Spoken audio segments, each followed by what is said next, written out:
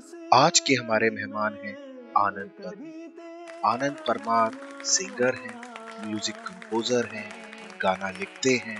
आनंद परमार का खुद का एक बहुत अच्छा प्रोडक्शन हाउस है और हम पूरी चर्चा इस पॉडकास्ट में करेंगे।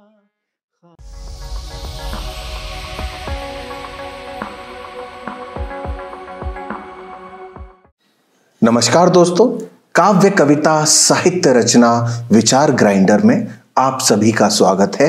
आज हमारे मेहमान हैं श्री आनंद परमार। नमस्कार। Thank you so much. और ये श्री आनंद परमार लगाने की जरूरत नहीं है आपको। मुझे लगता है कि मतलब इतना बड़ा मैं कोई मुझे अभी पद्म भूषण नहीं मिला अभी, बट कोई नहीं, हमारे लिए तो आप हमारे मेहमान हो और मेहमान का आदर करना हमारा फर्ज है। तो आनंद परमार जो हैं सिंगर हैं, इनका खुद का प्रोडक्शन हाउस है आनंद परमार प्रोडक्शन हाउस। आप गूगल में डालिएगा तो गाना म्यूजिक कंपोज करते हैं, गाना गाते हैं। इनके गाने टी सीरीज में हैं और आपके कुछ गाने की हम आपको क्लिप्स दिखाएंगे। क्या उस गली में कभी तेरा जाना हुआ,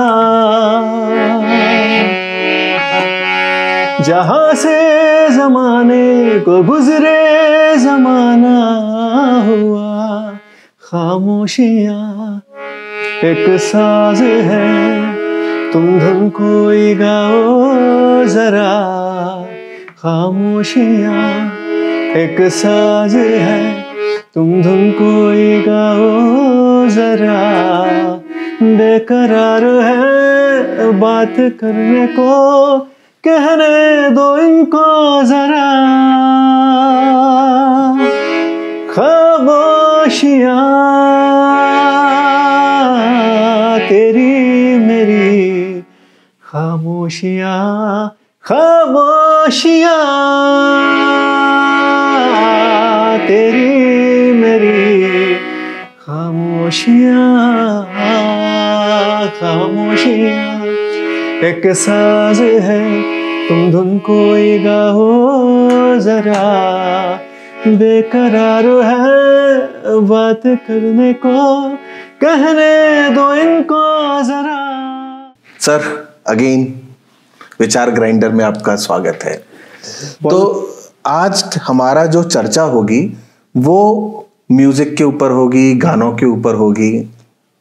तो कुछ सवाल मेरी तरफ से, जैसे मान लो, क्या एक इंसान जिसने कभी गाना नहीं गाया वो गाना सीख सकता है और कहाँ से चालू करे? बेसिकली मैं आपको बताना चाहता हूँ कि सबसे पहले तो थैंक यू सो मच, आपने अपने इतने बेहतरीन शो में मुझे बुलाया है और मैं धन्यवाद करता हूँ आपके इस बात को। और जैसे आपने कहा कि हाँ, टी सीरीज़ में और जी म्यूज़िक में और भी बहुत सारे लेबल्स पे अपने गाने हैं, काफ़ी कई गानों को कंपोज किया है, बनाए हैं। यहाँ तक कि आपने पूछा कि भाई क्या कहते हैं, जिसको गाना नहीं आता उसको गाना है, अगर मान लीजिए सीखना चाहता है, हाँ, अगर वो सीखना चाहता है तो देखिए, वैसे मेरे हिसाब से तो आज का जो टाइम है, आज के टाइम में जिसको गाना नहीं आता है वही गा रहा है मार्केट में, ठीक है। तो और मेरा मतलब ये है कि जो लोग जो गाने गा रहे हैं वो तो खैर बहुत अच्छा गा रहे हैं, लेकिन जिनको नहीं आता है वो लोग भी शौक रखते हैं अपनी ज़िंदगी में, क्योंकि उनको लगता है कि हम कुछ गा लें, सब दुनिया को देख कर लगता है। नहीं, मेरा कहने का मतलब है कि एक अच्छा गाना सीखना, जैसे सरगम हो गया, ये गाना हो गया, तो एक आम आदमी जैसे आपसे संपर्क कर सकते हैं सीखने के लिए। और अगर मान लो कोई दूसरे शहर में है या कुछ है, तो मैं कमेंट सेक्शन में आनंद परमार जी का मैं mail ID, Instagram ID, mobile ID डाल दूंगा, आप संपर्क कर सकते हैं। तो मेरा पहला सवाल कि मान लो मुझे अच्छा गाना सीखना है, मेरे को ये नहीं कि उसमें फिल्टर हो जाए, ये हो जाए, जो बाकी चीज होती है। तो एक आदमी, नॉर्मल आदमी कैसे गाना सीख सकता है? उसके लिए क्या क्या उसकी स्टेजेस हैं, सीढ़ियां हैं? देखिए, शुरुआत में तो वही है, मैंने आपको जैसे बताया कि एक तो इंसान के अंदर एक म्यूजिक होता है, ठीक है, जो कि गुनगुनाता गाता है, तो उसकी एक हॉबी होती है। लेकिन क्या है कि जब मैं अपनी बात करता हूँ, मेरे पास बहुत लोग आते हैं कि यार मेरे को गाना गाना है, तो मैं उनको बोलता हूँ कि भाई आप थोड़ा सा रियाज कीजिए, अपने वोकल्स को अच्छा कीजिए, थोड़ा सा वॉइस कल्चर ट्रेनिंग सीखिए, रियाज कीजिए। थोड़ा बहुत अगर गाना आता भी है तो थोड़ा सा रियाज करके हम उसको गा सकते हैं। और आजकल तो पता ही आपको सारा मार्केट में कि जो रिकॉर्डिंग्स भी होती है वो छोटे छोटे कट्स में होती है, तो प्रॉब्लम्स नहीं आती इनको रिकॉर्डिंग में भी, और हम लोग इनको गाइड करते हैं। और गाने गाने हम लिखते भी हैं, गाने को बनाते हैं, गाने को शूट भी करते हैं। अभी जैसे हमने मॉस्को में शूट किया, दुबई में शूट किया, और अलग अलग जगह पे शूट करते हैं। और लेबर्स के साथ में, वैसे मैंने आपको बताया कि बड़े बड़े लेबर्स के साथ में हम लोग टाई अप है, ऑलरेडी गाने हैं मार्केट में, अगर आप देखें कई मिलियंस में भी हैं, कुछ गाने मिलियंस में भी हैं। और जैसे कोई भी नया आदमी आएगा तो उसको हम लोग थोड़ा सा ट्रेन करते हैं, उनके लिए गाने लिखते हैं, उसके हिसाब से उनको गाने बनाते हैं, उनको देते हैं कि गाना उनको सूट कर रहा है। फिर एंड ऑफ द टाइम वो कहता है कि नहीं यार ठीक है, मैं उसको कोशिश करता हूँ अपनी आवाज़ में गाने की, और अगर वाकई में वो गा सकते हैं उस गाने को तो फिर हम वो उसको गवाते हैं प्रैक्टिस करके, और वो अच्छे से गा लेते हैं। जो, और मैंने आपको बताया कि मेन आज का तरीका वही है, हम मैं समझ गया आपकी बात। मान लो मुझे गाना शूट नहीं करना, मुझे स्टेज में गाना गाना है, तो वहां मैं क्लिप्स में नहीं कर सकता, मेरी वोकल्स ही अच्छे होने चाहिए। तो अगर मुझे उस लेवल की गायकी सीखनी है तो मैं रियाज कहाँ से चालू करें, क्या करें? मतलब एक आदमी मान लो एकदम अननोन है और उसके अंतरात्मा में संगीत है, उसको पसंद है मगर उसको आता नहीं है, ऐसे भी बहुत सारे लोग होंगे। तो आप उन लोगों के लिए आप क्या सजेशन, क्या एडवाइस दो कि कहाँ से वो जर्नी चालू करें? जर्नी वही है, उसका सीधा तरीका ये है कि आपको थोड़ा सा सांस पे कंट्रोल कैसे करना है, आपको ब्रीदिंग एक्सरसाइज कैसे करनी है, सरगमों का रियाज कैसे करना है। जैसे हमारे गुरुजी हमें बताया करते थे, मैं दिल्ली घराने से हूँ, मैं आपको बताना चाहता हूँ। और रियाज का पैटर्न एक होता है, एक सिंपल 10-20 साल रियाज करने से ऐसा नहीं कि आप बहुत अच्छा गा लोगे। कुछ एक्सरसाइज है, रे गा मा पा मा गा रे सा, रे गा मा पा मा गा रे सा, रे गा मा पा धा पा मा गा रे गा मा पा मा गा रे सा, रे गा मा पा धा पा मा गा रे गा मा पा मा गा रे सा, रे गा मा पा रे गा मा पा रे गा मा पा मा गा रे सा, रे गा मा पा धा पा मा गा रे गा मा पा मा गा रे सा, रे गा मा पा मत रे गा मा पा धा पा मा गा रे गा मा पा मा गा रे सा, रे गा मा पा धा पा मा गा रे गा मा पा मा गा रे सा, रे गा मा पा धा पा मा गा रे गा रे गा। उन एक्सरसाइज को अगर आप उन एक्सरसाइज पे अगर आप कमांड कर लेते हो, थोड़ा सा आप सीख लेते हो, वो अगर आपको पता है कि आपको ब्रीदिंग कैसे लेनी है, सरगम किस तरीके से आपको लेना है। जैसे कि हम लोग दिल्ली गाने से थे तो हमें सिखाया जाता था रेगा मापा मगर ऐसा का रियाज, तो हारमोनियम पे वो रियाज हम लोग करते जैसे रेगा मापा मगर ऐसा, रेगा मापा मगर ऐसा, रेगा मापा रेगा मापा रेगा मापा मगर ऐसा, रेगा मापा धा पा मगर रेगा मापा मगर ऐसा। तो ये रियाज होता था। अभी छोटे छोटे रियाज करके हम अपने गले को थोड़ा सा इसको कंट्रोल कर लेते हैं, और जो शब्द हमारे क्लियर हो जाते हैं, गला कहीं फंसता नहीं है, सांस तो है ही है, और फिर सांस की ब्रीथिंग एक्सरसाइज होती है। अच्छा, तो थोड़ा सा दर्शकों को और हम सबको थोड़ा सा बताइए कि आपने अपने संगीत की कैसे शुरुआत करी, आपको कैसे, मतलब एक मान लो कि आदमी बच्चा एक 6th या 7th क्लास में, तो उस टाइम से इंटरेस्ट था आपको संगीत से, आप कैसे अलाइन हुए, आपकी कैसे, मतलब अपनी थोड़ा जर्नी बताइए ऑडियंस को।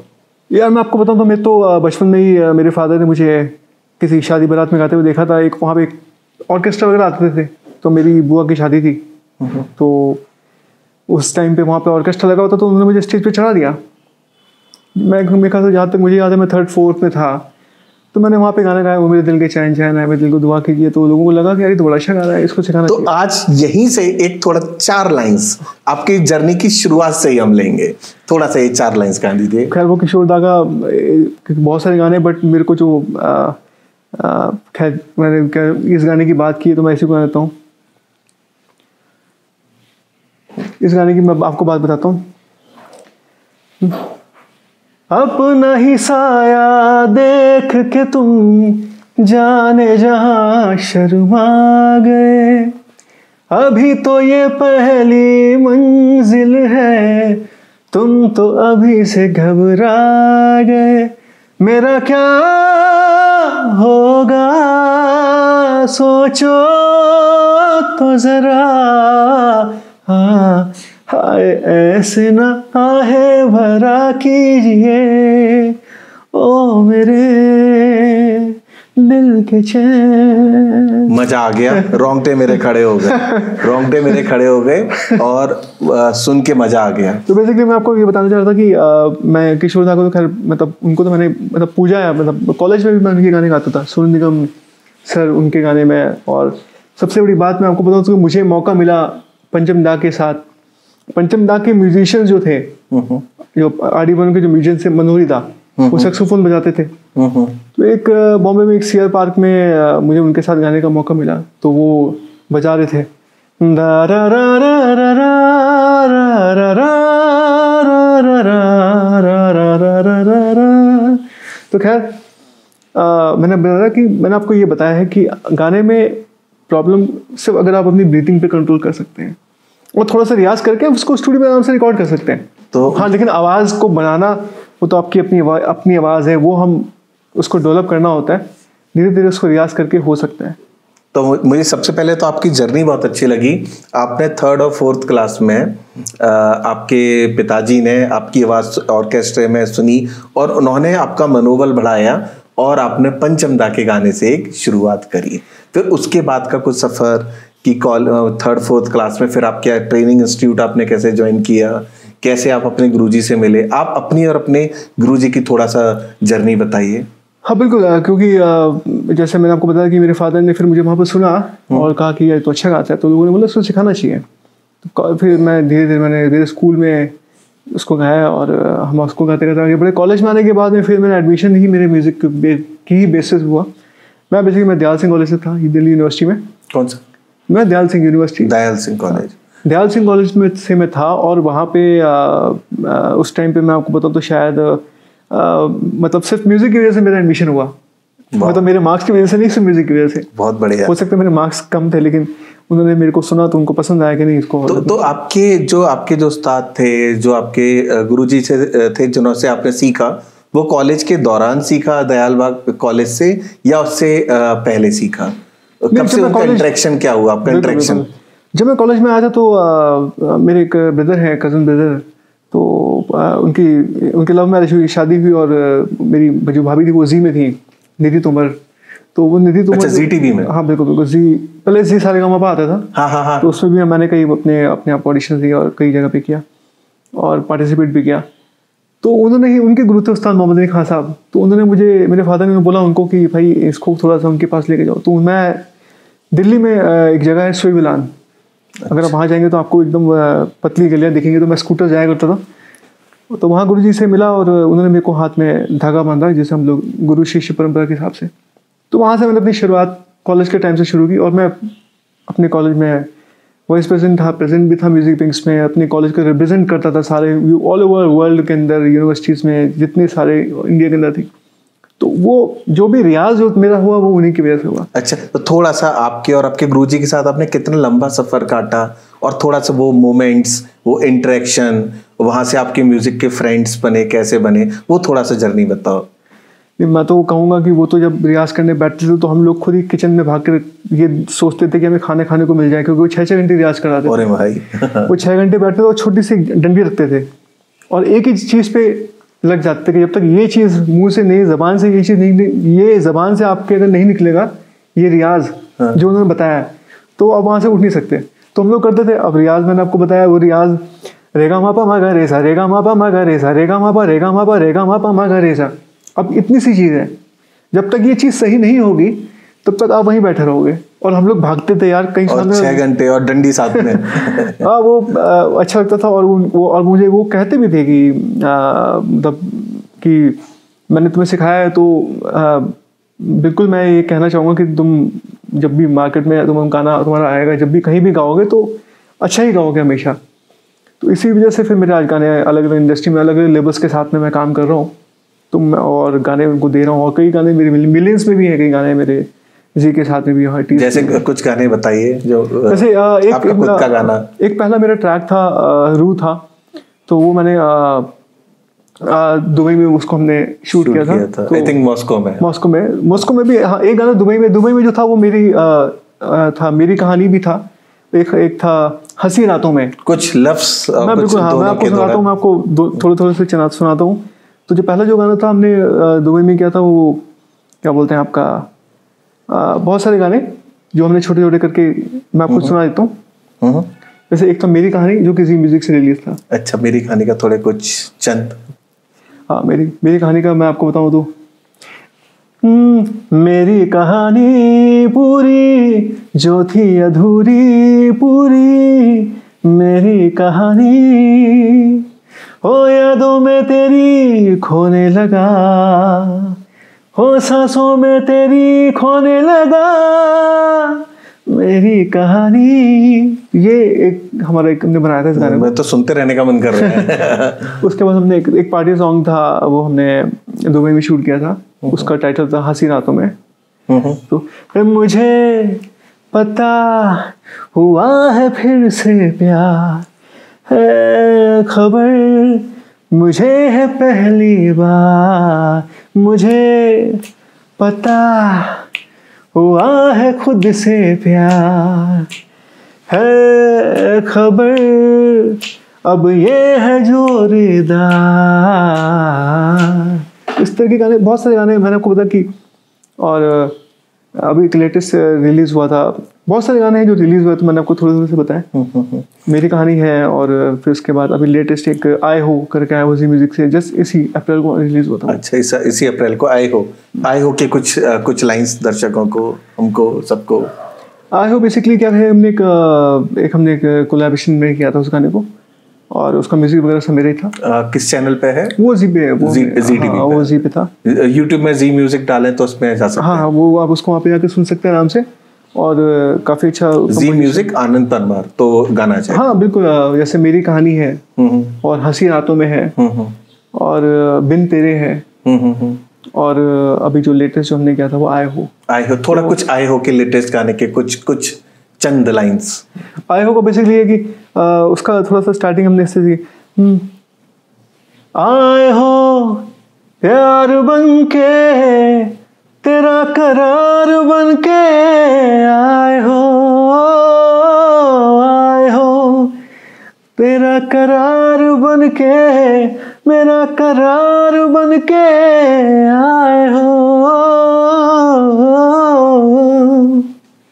बहुत सुंदर। ये बेसिकली अच्छा, अगर बहुत अच्छा लगा सुन के, मुझे तो मजा आ रहा है, मुझे तो मन कर रहा है मैं सुनता ही रहूं गाने आपसे, ये मेरा सौभाग्य है। बेसिकली मैं आपको ये बताना चाहता हूँ कि मैं अभी फिलहाल ये काम ही कर रहा हूँ कि मेरे पास बहुत सारे लोग आते हैं, जैसे आप मेरे इंस्टाग्राम को भी फॉलो कर सकते हैं आनंद परमार के नाम से। ठीक है। तो बहुत सारे लोग आते हैं, तो हम लोग अभी क्या करते हैं कि हम लोग कोलैबोरेशंस करते हैं, और कोशिश करते हैं कि उनकी आवाज़ को भी हम लेवल तक लेके जाएं।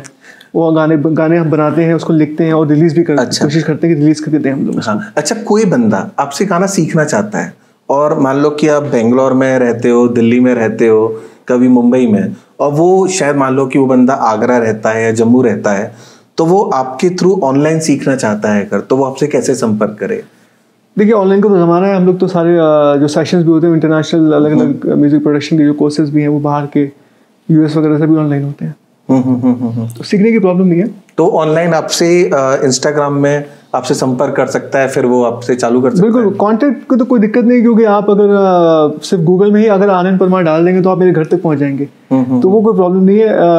जहाँ तक कि ऑनलाइन म्यूजिक की बात है, तो ऑनलाइन म्यूजिक में ये है कि आराम से हम उसको आजकल तो जरिए आपको पता ही है कि हम लोग आपस में बात कर सकते हैं, तो रियाज एक दूसरे से शेयर कर सकते हैं। और म्यूजिक भी जो है वो भी मिक्स मास्टर होता है। तो हम बहुत सारी चीज़ें मेरे पास जो काम आते हैं, तो बाहर से भी आते हैं काम, तो उनको हम लोग मिक्स मास्टर करते हैं। अपने पास हमारे पास पूरी जो टीम है हमारी, जो शूटिंग से लेके म्यूज़िक बनाने से लेके लिरिक्स से लेके, मैं खुद ही लिरिक्स लिखता हूँ, खुद ही गाने बनाता हूँ और गाता भी हूँ। आपने देखे सुने होंगे मेरे गाने, और जिसको भी सुनना है तो वो जाके मेरे को फॉलो भी कर सकते हैं इंस्टाग्राम में। और बहुत सुंदर, बिल्कुल।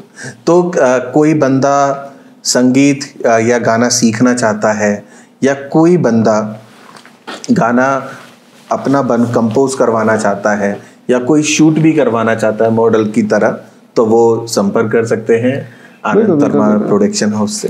देखिए, हमारा काम जो है वो हम लोगों की हेल्प करते हैं ताकि वो अपनी आवाज़ को एक अच्छे लेवल तक लेके जा सके। एक जरिया मान लीजिए मुझे, क्योंकि मैंने बहुत सारे लोगों के गाने हैं जो कोशिश की है कि अच्छे लेवल से रिलीज हो सके, कोशिश की उनके गाने पहुंचा, और गाने बनाए उस तरीके से हैं कि वो लोगों को पसंद आ रहे हैं, और इसीलिए मैंने आपको बताया कि वो मिलियंस में है और काफ़ी अच्छे चल रहे हैं वो गाने। अच्छा, एक मेरा सवाल है, जैसे जब भी हम गाना सुनते हैं, मुझे समझ नहीं आता, जब भी मैं गाना सुनता हूँ तो मुझे पुराने गाने, या शायद मेरे कॉलेज टाइम के जैसे जान एल्बम का आपने, फिर रहना है तेरे दिल में, और फिर से पहले जाओ तो किशोर दा, वो ही गाने लफ्ज पर आते हैं। आज के टाइम के थोड़े से कम आते हैं। तो सवाल ये उठता है कि आज के टाइम के गानों में इतना दम नहीं है, या फिर शायद उतनी गहराई से हम सुन ना रहे हो, ये भी हो सकता है। मतलब अगर मैं गाने देखूं अगर बॉलीवुड के, तो मुझे किशोर दा के गाने याद आएंगे, या फिर मैंने प्यार किया के गाने याद आएंगे, या फिर सोनू निगम साहब के जो गाने आए थे दिल चाहता है कि उन सब के याद आएंगे, या सुखविंदर के, या कैलाश खेर जी के। मगर जो जो नए गाने आ रहे हैं ऐसा लगता है आए और गए। तो मतलब ये शायद मेरा सोचना ऐसा है, क्या आपका भी सेम सोचना है? नहीं यार देखो, एक्चुअली बात ये है कि पुराने गानों की बात तो अलग ही थी। वहाँ पे म्यूजिक कंपोजर भी बैठते थे साथ में, और म्यूजिक कंपोजर सिंगर सब साथ में बैठ के उसको गाने को बनाते थे, समझते थे। अब आजकल तो मतलब जैसे हम लोग भी बनाते हैं गाने, तो हमें मालूम होता है कि क्या बोलते हैं कि ठीक है गाना बना दिया, और आपको पता है इन्फ्लुएंसर्स का ज़माना है, गाने चाहे अच्छा हो या ना हो, आप उन गानों को इन्फ्लुएंसर्स को दे दीजिए, वो अपने गाने को हिट कर देते हैं, और फिर वो 1 हफ्ते 10 दिन की बात रहती है, और फिर अपना वो हट जाते हैं, क्योंकि उनमें वो फील नहीं होता। वो ज़बरदस्ती इन्फ्लुएंसर्स के थ्रू उसको मार्केट में डाला जाता है आपके कानों में। जो चीज़ कई बार मेरे साथ भी ऐसे होता है कि मुझे कुछ गाने नहीं पसंद आ रहे होंगे, आपने कभी सोचा कि आपको कुछ गाने हैं जो आपको नहीं अच्छे लग रहे होंगे, फिर धीरे धीरे आपको कान में इतने डाल दिए जाते हैं वो, कि वो आप उसको एक्सेप्ट कर लेते हो कि नहीं अच्छा हाँ ठीक है। बहुत सारे गाने जो अच्छे नहीं लगते शुरू में, वो अच्छे लगने लग जाते हैं। वो हमारे अंदर उन्होंने एक ना फिट कर देते हैं उस गाने को, कि मतलब वो जबरदस्ती आप रेडियो में भी वही चल रहा है, इन्फ्लुएंसर्स भी जो भी हैं उनको भी वही गाने दिए जा रहे हैं, वही वो उन गानों पे डांस कर रहे हैं, वही वो म्यूजिक पे डांस कर रहे हैं। तो मुद्दा ये है कि आज के ज़माने में मैं कहूँ तो गाने को हिट करना ज़्यादा आसान है पुराने ज़माने के, मतलब पहले के जो गाने, पहले तो गाने ऑलरेडी इतने मेलोडी लोग बनाते थे और हिट होते थे। मैं यही कहना चाह रहा हूँ कि जो इन्फ्लुएंसर्स का जो ज़माना आ गया है, किसी भी प्रोड्यूसर को, किसी लेबल्स को इस बात से कोई लेना देना नहीं कि आपके गाने में कितना मेलोडी है, नहीं क्वालिटी है नहीं है। वो उनको पता है कि मैंने एक गाना हिट किया है, तो अगर मैं 10 बेकार गाने भी बनाऊंगा तो ये इन्फ्लुएंसर्स मेरा गाना हिट कर देंगे। तो तरीका बहुत आसान है। लोग मेरे से पूछते हैं कि भाई यार मेरे को ये रील्स को, ये मेरे को अपने गाने को हिट करना, मैं कहाँ पे जाऊँ, कैसे करूँ? तो मैं कहता हूँ यार तो सबसे अच्छा तरीका वही है। मैं आप सबको मालूम है कि आप कोई भी गाना जो है वो इन्फ्लुएंसर्स को जाके दे दीजिए, टॉप इन्फ्लुएंसर्स को, वो आप गाने में वीडियोस बनाएंगे, और चाहे गाना अच्छा हो या बुरा हो उस बात पे फर्क नहीं पड़ता, ना लेबल को उससे कोई लेना देना है। बिजनेस है बेसिकली, म्यूजिक जो है वो बेसिकली बिजनेस नहीं, कायदे से तो बिजनेस देखा जाए। म्यूजिक किसी टाइम में एक ऐसी चीज होती थी, जब आप बहुत तनाव में हो, ऑफिस से फ्रस्ट्रेशन में आ रहे हो, तो गाना सुन लो, रिलैक्स हो गया। रास्ते में जा रहे हो, गाना सुनते हुए जाओ तो मूड बन गया। तो गाना वो होता था। एक जैसे मुझे अचानक से गाना याद आ रहा है मुकेश जी का, चंदन सबदन चंचल चितवन। इसमें एक प्रेम का और एक रोमांस का कितना अच्छा वर्णन किया है, कितना अच्छे तरीके से उन्होंने किया है। तो ये आपको क्या लगता है कि कुछ थोड़ा सा कुछ अब ये बात सुना सकते हैं क्या? चंदन सबदन चंचल चितवन, ये बहुत प्यारा गाना है। बिल्कुल, मैं ये भी आपको बताऊंगा। लेकिन ये है कि मैं आपको ये कहना चाह रहा हूँ कि मुद्दा ये है कि गाने को हिट करना आज के ज़माने में बहुत आसान हो गया है। आप भी अगर गाना बनाओ तो आप भी गाने को हिट कर सकते हो। और आजकल लेबल्स जो है, जो म्यूजिक लेबल है, वो ये देखती हैं कि उनको इस बात से मतलब नहीं होता है, उनको सारे गाने से कोई मतलब नहीं, उनको आपकी कंपोजिशन से कोई लेना देना नहीं। आप उनके पास में गाने लेके जाते भी हैं तो वो ये कहते हैं कि आपके कितने फॉलोअर्स हैं, आपके स्पॉटिफाई में क्या रिकॉर्ड्स हैं, आपके कितने फॉलोअर्स हैं, कितने आपके लाइक्स आते हैं, कितने आपके मिलियंस में है। अगर आपके मिलियंस में बिजनेस हो गया, मतलब क्वालिटी ना होके बिजनेस की तरफ जाता है, बेसिकली बिजनेस। और जो लोग वहाँ बैठे हुए हैं, जो आपके गाने को सुनते हैं, समझते हैं, वो आपके उस गाने को शायद उनको सारेगामा के बारे में भी नहीं पता होगा या ना गा सकते होंगे, लेकिन उनको पता है कि उसको बिजनेस कैसे करना है, और वो बिजनेस पे काम चल रहा है। और मैं वही कहता हूँ कि पुराने गानों में जो बात थी वो आज नहीं है। कुछ गाने अरिजीत सिंह के गाने जो हैं वो मतलब उनके गाने हैं, सोनू निगम सर उनके गाने हैं अभी भी वो, और के साहब के गाने हैं। तो और के साहब के गाने का तो मैं आपको बताऊँ तो मैं तो उनका डाई हार्ट फैन रहा हूँ। और एक लाइन मैं उनके लिए आपको बिल्कुल बिल्कुल बिल्कुल बिल्कुल आपके गाने आपके लिए सुनने ही बैठे हैं हम पूरा तसल्ली से। गाना है मुझे मैं बहुत जब मैं कॉलेज में था तो मैं उनके गाने गाया करता था अपने कॉलेज में भी। तो फिरता रहूं दर बदर, मिलता नहीं तेरा निशान, होके जुदा मैं रहा, हो तेरी यादों में खोया रहता हूँ, मुझको डसती है तन्हाइयाँ, फिरता रहूं दर बदर, मिलता नहीं ये निशान, हो के जुदा मैं जिया, ओ तेरी यादों में खोया रहता हूँ, मुझको डसती है तन्हाइयाँ, फिरता रहूं मजा आ गया, मजा आ गया। तो के साहब की बात तो ये थी, हम लोग मतलब बहुत दुख होता है कि बहुत जल्दी वो चले गए, लेकिन ये कि उनके गाने की बात बहुत ही अलग थी। और अरिजीत सिंह साहब, अरिजीत सिंह के भी गाने हैं आप सुनेंगे तो वो फील है उनकी आवाज में, वो उन्होंने इतना रियाज किया, दिल को छूता है, एकदम दिल को छूता है उनके गाने, दिल को छूते हैं। और ये एक चीज देखी जाए जो मुझे लगती है, पहले गानों का जो लेखन होता था, लिरिक्स होते थे, लिरिक्स में बहुत दम था। जैसे मैं आपसे बोला था, चंदन सवदन चंचल चितवन, धीरे से तेरा है मुस्काना, मुझे दोष ना देना जगवालो, हो जाऊं अगर मैं दीवाना। वाह वाह वाह। तो खैर गाने तो आप भी गा सकते हो, आप भी बना सकते हो, आपके लिए बना सकते हैं गाने, कोई प्रॉब्लम नहीं है, आप भी गा सकते मैं तो लिखना जानता हूँ, गाने से मेरा दूर दूर तक का नाता नहीं है। मतलब अगर मेरा गाना मैं खुद ही सुनूं तो मैं डर जाऊंगा। नहीं तो फिर उसका बिल्कुल ठीक बात बोली आपने। कई लोग मेरे पास में आते हैं जो गाने नहीं गा पाते हैं, तो उनके पास लिरिक्स होते हैं, तो हम उनके गाने को, या तो हम खुद गाते हैं उनके गानों को और अपनी आवाज में उसको हम उनको गा के देते हैं, जिसमें लिरिक्स उनके खुद के होते हैं। अच्छा, और उसको शूट करते हैं हम लोग। तो कोई अगर लेखन के क्षेत्र में है और चाहता है कि अपने लिरिक्स के गाने आनंद परमार जी से बनवाएं, तो आप संपर्क कर सकते हैं और मैं भी बनवाऊंगा। बिल्कुल बिल्कुल। मैं तो ये कहता हूँ कि मैं तो आपके साथ आया हूँ इसलिए यहाँ पे इस पॉडकास्ट में हूँ कि मैं बता सकूँ लोगों को कि अगर जिनको भी गाने लिखने हो, बनवाने हो, या लेबल्स के साथ में काम करना हो, एक हम टीम की तरह काम कर सकते हैं और उसमें कोई प्रॉब्लम नहीं है। और मैं आपके लोगों के लिए हेल्प के लिए उसके लिए रेडी हूँ। और जितने भी बड़े बड़े लेबल्स हैं, मैंने आपको बताया कि ऑलरेडी मैं उनके साथ में काम कर रहा हूँ, काम कर चुका हूँ, और मेरे गाने आप यूट्यूब में, इंस्टाग्राम में और हर जगह आप सुन भी सकते हैं। तो प्रॉब्लम वो नहीं है, आप लोग संपर्क करेंगे, आइए मिलिए, मिल के काम करते हैं, कोई दिक्कत नहीं है। तेरी याद तेरी आने लगी, जान जाने लगी है, हो के जुदा यूं तू मुझे आजमाने लगी है, हो ये भी तो सोच ले, दिल है शीशा मेरा, जाने कब टूट जाए दीवाना तेरा, मुझे ही बुलाए, ये मर्जी मेरी, तू आए ना, दीवाना तेरा, तुझे ही बुलाए, ये मर्जी मेरी, तू आए ना।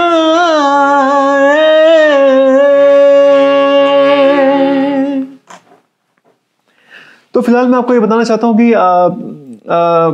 जब हमने गाना जब शुरू किया था, तो हमारे जो गुरुजी थे वो दिल्ली के गाने से थे, और मुझे उनके साथ बैठने का मौका मिला। खैर, और अगर आपको शायद याद हो, दिल्ली में सोईविलान एक जगह है, सोईविलान बोलते हैं, वहाँ पे मैं जाया करता था। वहाँ पे गुरुजी उस्ताद मोहम्मद अली खान साहब, तो उनके पास मैं गया, उन्होंने मुझे बोला कि यार तो एक बार बताओ तुम्हें सीखना क्या एग्जैक्टली। तो मैंने कहा यार मुझे मैं थोड़ा सा, मैंने कहा यार क्या सीखना है, मतलब यार नेचुरली गाने सीखूंगा। तो कहते हैं नहीं, मतलब क्लासिकल सीखना, लाइट में जाना है, आपको गाना सीखना क्या है, मतलब बेटा क्या सीखना चाहते हो, क्लासिकल सीखना चाहते हो, फिल्म गाना गाना चाहते हो, लाइट गाना चाहते हो। तो मैंने कहा नहीं, मुझे फिल्मी गाना, कमर्शियल म्यूजिक थोड़ा मुझे पसंद था, किशोर दा के गाने वगैरह। और उस टाइम पे सोनू सर, उनके मैं गाने गाया करता था कॉलेज वगैरह में, प्रेसिडेंट था अपने कॉलेज म्यूजिक मिक्स में। खैर, तो इनका एक रियाज बहुत, दिल्ली के गाने से तो एक रियाज का एक पैटर्न होता था, जो मैं सबको कई बार अपने दोस्तों को मिलता हूँ, हम लोग डिस्कस करते हैं, मैं उनको बताते भी हूँ। तो वो एक रियाज का एक पैटर्न होता था। वो बताते थे कि एक पलटू को भी किस तरह से बनाना होता है, कि वो सारे गा मा पा, और पूरा किस तरीके से उसको एक फॉर्मेट होता था। तो मैं आपको थोड़ा सा बताना चाहूँगा कि वो जो एक रियाज का जो एक पैटर्न था, वो हम कैसे उसको करते थे। जैसे रेगा मा पा मा गा रे सा, रेगा मा पा मा गा रे सा, रेगा मा पा रेगा मा पा रेगा मा पा मा गा रे सा, रेगा मा पा मा गा रे सा, रेगा मा पा मा गा रे सा, रेगा मा पा रेगा मा पा रेगा मा पा मा गा रे सा, रेगा मा पा धा पा मा गा रेगा मा पा मा गा रे सा, रेगा मा पा धा पा मा गा रेगा मा पा मा गा रे सा, रेगा मा पा रेगा मा पा रेगा मा पा मा गा रे सा, रेगा मा पा धा पा मा गा रेगा मा पा मा गा रे सा। तो ये एक पैटर्न था जिससे हमारी एक आवाज को उन्होंने बनाया है, और जो भी अब मेरी आवाज़ जो भी थोड़ी बहुत अच्छी जो सुनाई पड़ती है आप लोगों को, वो उन्हीं की वजह से है, क्योंकि वो रियाज का एक पैटर्न था, बहुत ही डिफरेंट था वो। बढ़िया।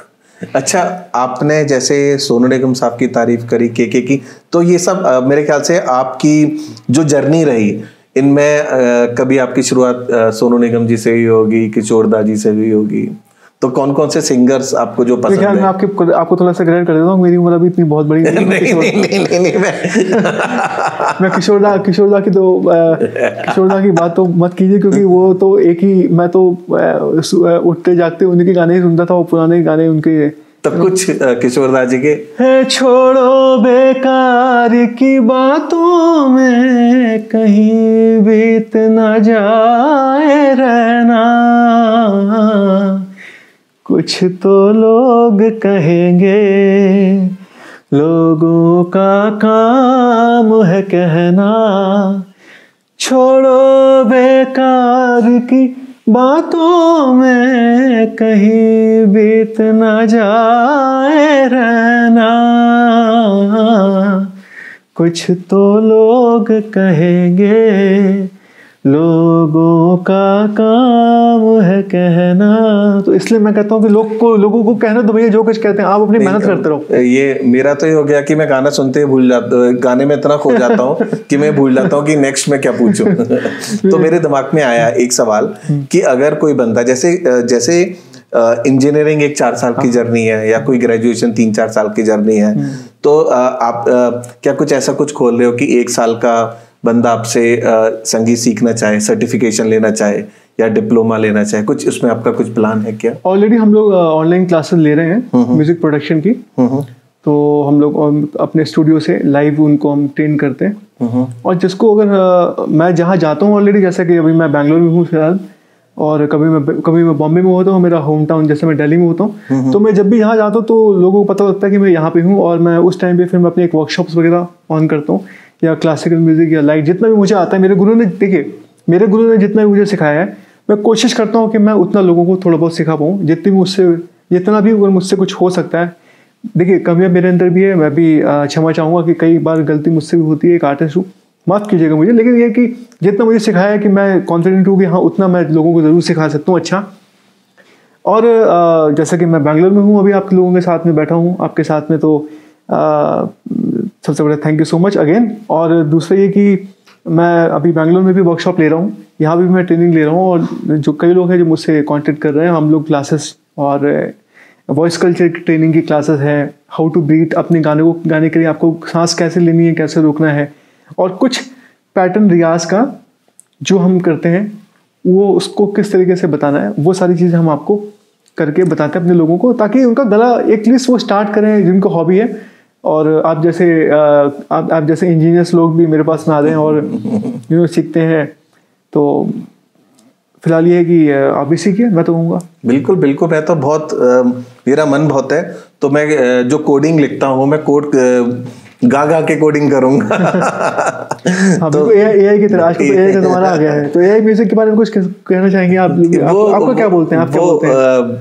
वो फील नहीं है, वो एआई एक पैटर्न बेस्ड है। हाँ। जो उसने पैटर्न देख लिए, जैसे कोई राग है या उसका पैटर्न देख लिया, तो पैटर्न बेस्ड है, मगर जो एक ह्यूमन फील डाल देगा वो फील नहीं डाल सकता। और एआई एक ऐसा, जैसे रिकॉर्डिंग कर रहे हैं तो एक ऐसा बैकग्राउंड में क्रिएट कर दिया, अगर लाइफ में एआई क्या कर लेगा? तो एआई हर चीज की एक लिमिटेशन है, जो इंसान की फीलिंग से रिलेटेड चीज है एआई उसको साथ दे सकता है एज अ हेल्पर, बट उसको रिप्लेस नहीं कर सकता। अब बिल्कुल, मैं मेरे पास जो कई लोग आते हैं कि यार मेरे को एआई क्या बोलते हैं आप एआई के बारे में, तो मैं उनको ये कहता हूँ कि भाई ऐसा है कि आप देखो, एआई प्रॉब्लम नहीं है एआई में एक आप आईडी ले सकते हो।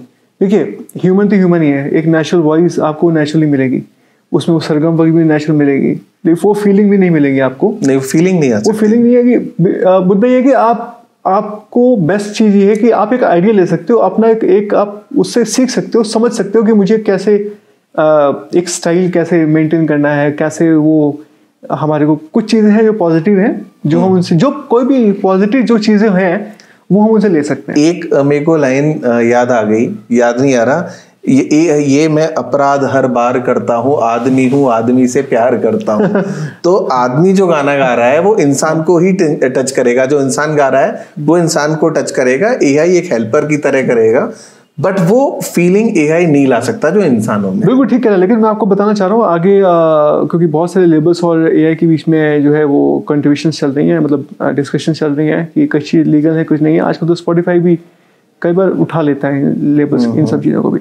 लेकिन ये है कि मैं आपको वही बोलना चाहता हूँ कि सबसे बेस्ट तरीका ये है कि अगर आप एआई यूज़ करते हो तो एक आइडिया के लिए यूज़ करो, फिर आप अपना म्यूजिक खुद बनाओ। अपना सारा सिस्टम पे बैठ के, रिकॉर्डिंग स्टूडियो में बैठ के अपना सारा म्यूजिक खुद रेडी कर लो। कैसे आपको लूप तैयार करने हैं, कैसे आपको मिक्सिंग करनी है, कैसे आपको धुन क्रिएट करनी है, गिटार का पार्ट क्या है, आपको मिडी कैसे यूज़ करना है, सारी जो टेक्निक्स है वो आप उनसे एक आइडिया ले सकते हो। उससे कोई प्रॉब्लम नहीं है, मैं उसको बुरा नहीं मानता। जो अच्छी चीज़ है उसको आप ले सकते हो। हर चीज़ का अच्छा है। अच्छा, एक मेरे को सवाल आया कि जो हमारे वोकल्स होते हैं, वोकल्स और म्यूजिकल इंस्ट्रूमेंट, तो गिटार देखो वो एक म्यूजिक हो गया, बट वोकल्स के साथ एक जो आदमी सीखना चाहता है उस लेवल तक सिंक नहीं कर पाता जो हारमोनियम करता है। जैसे हम सारे गामा पाधा नी सा हारमोनियम में सीख सकते हैं, मगर हम गिटार में या और कोई डिवाइस में नहीं सीख सकते शायद। तो आपका क्या कहना है इस चीज में? नहीं, एग्जैक्टली हमारे गुरुओं ने भी, जो पुराने जितने भी म्यूजिशियंस हैं, हमारे बड़े उस्ताद लोग रहे हैं, तो हारमोनियम एक ज़रिया रहा है। क्योंकि हारमोनियम जो है वो सबसे पुराना इंस्ट्रूमेंट तो है ही है, और रियाज जैसे तानपुरा हो गया, हारमोनियम हो गया, तो बेसिकली वो हमारे वोकल्स को बताता है बेसिकली कि हमारे जो पहला काला, दूसरा काला, फर्स्ट ब्लैक, सेकंड ब्लैक, तो हमारी आवाज़ को, और वो तरीका है कि हमारी आवाज़ को मैच करता है, हमारे वोकल्स को मैच करता है। तो हम लोग तभी उसकी आवाज़ को, हारमोनियम की वॉइस को और अपनी आवाज़ को मैच करके अपने को सुर में लेने आने की कोशिश करते हैं। बेसिकली हमारे गुरुजी यही कहते थे कि सुर जो है वो हमेशा आपसे दूर भागेगा, आप उसको पकड़ना है। मतलब आप जितना सुर को पकड़ोगे वो उतना दूर भागता जाएगा। और जो ताल है वो आपके दिल में, ये आपके हार्ट बीट है, ये आपकी ताल है, ये आपकी 1 2 3 4 5 धड़क रही है। तो फिरता रहूं दर बदर, तो बीट्स के हिसाब से गाने बनते हैं। अच्छा, और एक ताल के अंदर सुर जो एक गाना हो गया वो आ जाना चाहिए, मतलब कुछ सिंक करना चाहिए। हाँ, मेरा मतलब है कि मैंने आपको बीट्स की बात की कि जो रिदम है 1 2 3 4 1 2, तो सारी की सारी जो दुनिया है वो इस रिदम के अंदर ही है। आप चाहो तो घड़ी देख लीजिए, वो भी एक रिदम चल रही है। आप इस धरती को देख लीजिए तो वो उसका भी एक रिदम है। म्यूजिक भी जब आप बनाते तो जब आप लिरिक्स लिखते हैं, गाना बनाते हैं, तो आपको एक मीटर का ध्यान रखना पड़ता है कि मेरे को उन शब्दों को उस बीट्स के अंदर लेके आना है। तो क्योंकि अगर वो बीट्स के अंदर वो नहीं आएगा तो उसकी मेलोडी नहीं बनेगी, वो गाना नहीं बनेगा। तो हमारे को क्या होता है कि कई बार लिरिक्स, आप जैसे लिरिक्स आते हैं तो उनको भी हम लोग सही करते हैं ताकि वो हमारे उस बीट्स के अंदर आ जाए, उस मीटर के अंदर आ जाए, ताकि हम उनको उस तरीके से उसको बना सकें उस गाने को। तो मैंने आपको बताया, गुरुजी ये कहते थे कि भाई सुर तो है कि वो आपसे दूर भागता जाएगा और ताल आपके अंदर है, उसको आपको साधना है। अब हम लोग और उस रियाज को करने से फिर वो सुर आपको मिलते हैं। और मैं भी अभी तक कोशिश कर रहा हूँ कि रियाज करता रहूँ और जितना भी हो सके उतना कर सकूँ, जितनी कोशिश यही मेरी है। तो सबसे बेस्ट पार्ट यही है कि रिदम हमारे हार्ट में ही, हमारे दिल में ही है, यही हमारी ध्वनि है। बहुत अच्छा। तो संगीत को लेके, तो संगीत तो हमारे उसमें भी बोला जाता है कि सरस्वती जी का प्रतीक है संगीत, म्यूजिक, और हम सबके दिल को छूता है और हमें रिलैक्स करता है। तो क्या आपको, जैसे हम लोग गाना सुनते हैं, हम गाना सुनते हैं कि हमको अच्छा लगता है, हम गाना सुनते हैं हमको रिलैक्स फील होता है, मतलब खासकर जो मैं गाना सुनता हूँ मेरे को रिलैक्स होता है। तो क्या आपको भी सेम होता है क्या? नेचुरली मैं तो खैर गाने से जुड़ा हुआ हूँ। तो जब भी मुझे मैं अपना अकेले कमरे में बैठ के और गाने सुनना पसंद करता हूँ। और गाने किशोरदा के हैं, अरिजीत सिंह के हैं, सोनू निगम सर के हैं, उनके गाने सुनता हूँ, उनको कोशिश करता हूँ, उनको रिपीट करता हूँ, गाने की कोशिश करता हूँ कि कैसे गाने उन गाने को। और कई बार धुन भी आती है कुछ अच्छी, उन धुन को बनाने की कोशिश करता हूँ और फिर उसको हम लोग आगे उसको रिलीज करते हैं अपने लेवल के साथ। अच्छा, जैसे राइटर्स जो गाने के लिरिक्स लिखते थे तो उसमें देखा जाए पहले सलीम जावेद साहब का नाम आता था, अच्छा लेखन, पंछी नदिया पवन के झोंके, कोई सरहद इन्हें ना रोके, कितनी अच्छी लाइंस हैं। मगर ये थोड़ा जैसे ये मिसिंग लगता है क्या आपको भी कि जो एक लेखक थे वो कहीं खो गए हैं, या उनको चैट जीपीटी ने रिप्लेस कर लिया, या आ नहीं पा रहे, या उनको उतना पैसा नहीं मिल पा रहा, क्या मतलब आपका क्या मानना है उसमें? देखो वो तो लीजेंड है, और ऐसा नहीं कि चैट जीपीटी जो है वो कभी उनको रिप्लेस नहीं, उनको नहीं, वो तो महान, उनको रिप्लेस कर नहीं सकता। बाकी ये कि क्या कहते हैं, अभी भी बहुत सारे अच्छे लोग लिरिक्स लिखते हैं, गाने लिखते हैं। पुराने लोगों की बात अलग है, जावेद अख्तर साहब हैं, उनकी बात अलग है, सलीम साहब हैं। और मेरा मतलब ये है कि उनकी वो एक ही है। दुनिया में कुछ लोग होते हैं जो गिने चुने होते हैं, जैसे हमारे क्रिकेट में सचिन सर हैं, सचिन तेंदुलकर साहब हैं, है ना, विराट कोहली हो गए, तो ये एक ही होते हैं। तो उसी तरीके से कुछ लोग ऐसे होते हैं जो एक ही होते हैं, और उनका लिखने का तरीका अलग ही होता है। तो जब वो गाने बनाते हैं, गुलजार साहब वो कौन सा मूवी आई थी, चप्पा चप्पा चरखा चले, माचिस मूवी के गाने क्या मस्त हैं। तो लिरिक्स बेसिकली लिरिक्स तो एक गाने की जान तो ही है, और लिरिक्स अच्छे होते हैं तो गाने भी अच्छा होता है। तो और बनाने वाला कैसा उस गाने को, वो भी डिपेंड करता है। तो लिरिक्स का काम तो सबसे इम्पोर्टेंट है। पहले गाने को लिखा जाता है, उस गाने के बाद में फिर उसको वो पुराने लोग तो आज भी हारमोनियम लेकर ही बैठते हैं। अब वो शायद उस टेक्निक वो नहीं जानते एआई म्यूजिक क्या है, व्हाटएवर, बट वो तो आज भी जो है वो हारमोनियम लेके बैठेंगे, और उन हारमोनियम को लेकर ही वो उस पर वो गाने बनाने का। आप अनु मलिक साहब को देख लीजिए, जितने बड़े बड़े लोग हैं जो अभी भी आजकल जो है वो हारमोनियम पे ही गाने बनाते हैं। अच्छा। मैं भी कई बार अपने हारमोनियम को लेके और सोचता हूँ कि इस सुर में क्या गाने हो सकता है, कैसे क्या हो सकता है। मतलब हर सिंगर से कह सकते हैं, क्या ये कह सकते हैं कि हर सिंगर से हारमोनियम जुड़ा हुआ है? बिल्कुल हारमोनियम जुड़ा होना नेचुरली है, क्योंकि हमारे को वो एक हमारे अंदर एक चीज वो डाल दी गई है कि हमें रियाज हारमोनियम पे, जब भी हम बैठते हैं तो तानपुरा या रियाज तानपुरे पे, या पहला हारमोनियम और तानपुरा क्या होता है? तानपुरा में बेसिकली वही है, तानपुरा में भी हम अपना रियाज करते हैं।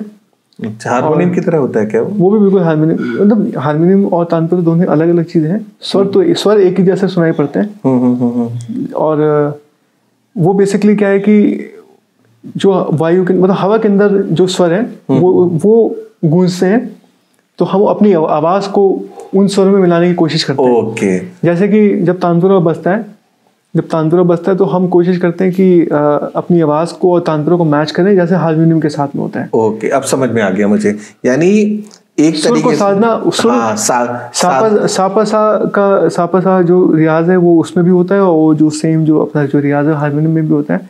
तो जब उसकी वेव्स मैच हो जाती है तो उसमें मतलब वो हमारा स्टैंडर्ड हो गया एक तरीके से। स्टैंडर्ड है, हमारी को अपनी आवाज को उससे मैच कराना है। अब समझ, और उसी को रियाज कहते हैं। तभी हमारी आवाज जो है वो सस्टेन होती है, कि हम अपनी आवाज को सस्टेन जो करना होता है वो उन्हीं के ही, क्योंकि हमें तो याद नहीं है, हम इतने कई बार होता है कि हम सुरों का ज्ञान जब कम होता है तो उन सुरों को साधने के लिए उस पर रियाज किया जाता है, ताकि हम पक्के हो जाएं उस चीज पर। अच्छा, एक तरह गाना, तुझे सुर की समझ नहीं आई, तूने थोड़ी घास ही खाई, मैं आपको वही बताना चाहता हूँ कि सुर जो है, गुरुजी कहते थे कि सुर जो है हमेशा भागता है, तो तुम्हें उसको पकड़ना पड़ेगा, सिंग करना पड़ेगा, उसको पकड़ना पड़ेगा, रियाज करके उसको अपनी तरफ खींचना पड़ेगा। और ताल तो तुम्हारे अंदर ही है, लेकिन सुर जो है वो कभी आपके पास नहीं आता, वो हमेशा आपसे दूर भागता है, दूर रहता है, उसको ही आपको पकड़ना है। अच्छा, कोई आपका बहुत फेवरेट गाना जो आप गुनगुनाते रहो, उसके साथ हम इस शो को समाप्त करते हैं। एक कुछ आपका बहुत गाना जो आपका दिल छूता है।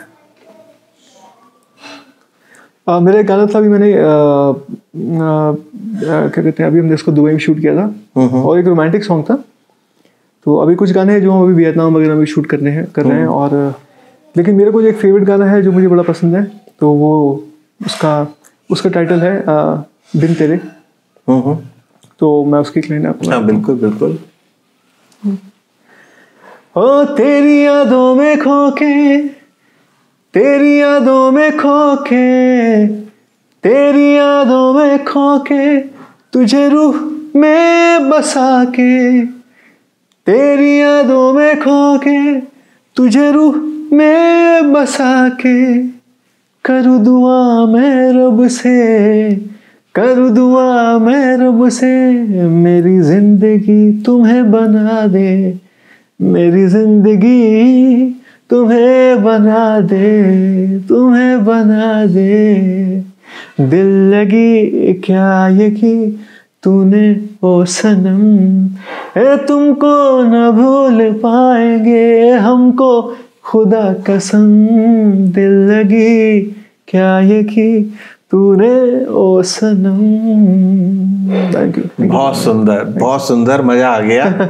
और ऐसे ही हम आपके गाने सुनते रहें और आपसे सीखते रहें और आपके साथ और शो करें। बिल्कुल। और जाते जाते मैं ये कहना चाहूँगा कि भाई अगर आप लोग मुझे सुन रहे हैं और आप मेरे इंस्टाग्राम पे मुझे फॉलो कर सकते हैं, मुझसे मिल सकते हैं, और मेरी लोकेशन में जहाँ जहाँ भी होता हूँ मैं अपनी वर्कशॉप्स वहाँ पे देता हूँ, और हम लोग मिलते भी हैं, मीटिंग्स करते हैं। जितना गाना मुझे आता है मैं कोशिश करता हूँ लोगों से शेयर करूँ, और हम लोग गाने मिल के बनाते हैं और अच्छे गाने लेबल से रिलीज़ करें। तो बाकी हमारा अंकित के चैनल पे भी आज है, तो आप अंकित को भी कांटेक्ट करें और फिर हम लोग दोबारा से एक बार मिलेंगे। Thank you so much. Thank you, धन्यवाद। Thank you so much.